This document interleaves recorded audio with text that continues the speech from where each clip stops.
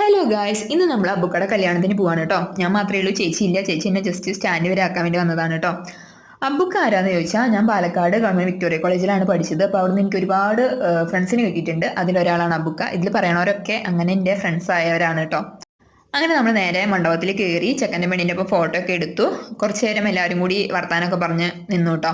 അതിനുശേഷം നേരെ കഴിക്കാൻ വേണ്ടി പോയി. ഞാനും കാവ്യ ചേച്ചിയും വിപിനേട്ടനും സ്മിത ചേച്ചി സഹലിക്കൊക്കെ ഉണ്ടായിരുന്നു. എല്ലാവരും കൂടി ഫുഡൊക്കെ കഴിച്ചു.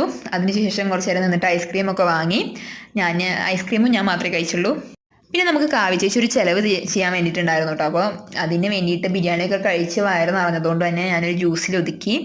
അങ്ങനെ ജ്യൂസും കുടിച്ച് കാലിയാക്കിയിട്ട് നമ്മൾ നേരെ ബസ് സ്റ്റോപ്പിലേക്ക് പോയിട്ട്, എനിക്ക് അവിടുത്തെ ബസ് സ്റ്റോപ്പ് ഭയങ്കര ഇഷ്ടമായി. അതായത് ഇരിക്കാൻ കുറേ കസാരകളൊക്കെ ഇട്ടിട്ടുണ്ടായിരുന്നു. ഞങ്ങളുടെ ഇവിടെയൊന്നും ഞാൻ അങ്ങനെ കണ്ടിട്ടില്ല. പിന്നെ നമ്മൾ ബസ്സിൽ വെച്ചിട്ട് ശ്രുതി ചേച്ചീനെ തസ്മിതാത്തിനെ കണ്ടിട്ടുണ്ടായിരുന്നു കേട്ടോ.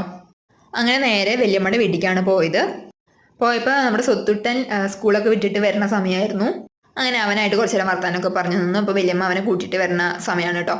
എന്നിട്ട് വല്യമ്മ ചായ വയ്ക്കാനുള്ള, ചായ അല്ല, അമ്മൂന് എന്താ ചായയാണോ കാപ്പിയാണോ വേണ്ടതെന്നാണ് ചോദിക്കണേ. അപ്പം ഞാൻ ചായ തന്നെ പറഞ്ഞു. പിന്നെ നമ്മുടെ ചെറുത് പോയപ്പോൾ നല്ല കരച്ചിലായിരുന്നു കേട്ടോ. പിന്നെ വർത്താനം പറഞ്ഞിട്ടാണ് ഒന്ന് കമ്പനിയാക്കി എടുത്തത്. നമ്മുടെ സ്വത്തുട്ടൻ കുറച്ച് നേരം വന്നിട്ട് കൊച്ചു ടി വി ഒക്കെ കണ്ടുകൊണ്ടിരിക്കുകയായിരുന്നു. പിന്നെ ഞങ്ങൾ എല്ലാവരും കൂടിയിട്ട് ചായ കുടിക്കുകയായിരുന്നു കേട്ടോ. ഞാൻ പരിപ്പുവടയാണ് ചായയോടൊപ്പം കഴിച്ചത്. പിന്നെ തിരിച്ച് വീട്ടിലേക്ക് വരുമ്പോൾ നല്ല മഴ കിട്ടി. നമ്മുടെ റോഡിൻ്റെ രണ്ട് സൈഡിലും ഇപ്പം മഞ്ഞപ്പൂക്കൾ കുറേ ഉണ്ടായി നിൽക്കുന്നുണ്ട് കേട്ടോ. അത് കാണാൻ നല്ല രസമായിരുന്നു.